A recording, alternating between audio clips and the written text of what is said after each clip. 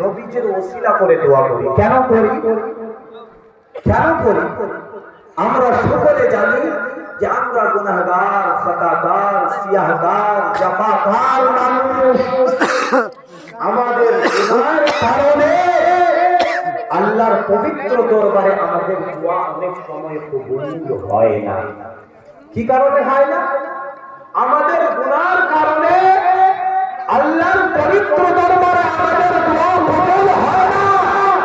কিন্তু যখন একটা ঈমানদার বান্দা গুনাহ করার পরে আল্লাহর পবিত্র দরবারে নবীজির ওসিলায় দোয়া করে, তার দোয়া আল্লাহ খুবই তাড়াতাড়ি কবুল করে দেয়। এর জন্যই আমরা ওসিলার কায়েম। আল্লাহ সুবহানাহু ওয়া তাআলা নিজেই বলেছেন, ইয়া আইয়ুহাল্লাযীনা আমানুত্তাকুল্লাহ ফাতবাহু ইলাইহিল ওয়াসিলা।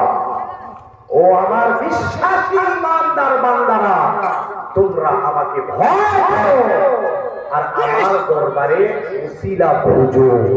ওই ওসিলা শুধু আমরা করি না, ওই ওসিলা শুধু আমরা চাই না, ওই ওসিলা আল্লাহর নবী সাইয়্যিদানা আদম দরবারে নিয়ে এসেছেন। বলেন সুবহানাল্লাহ।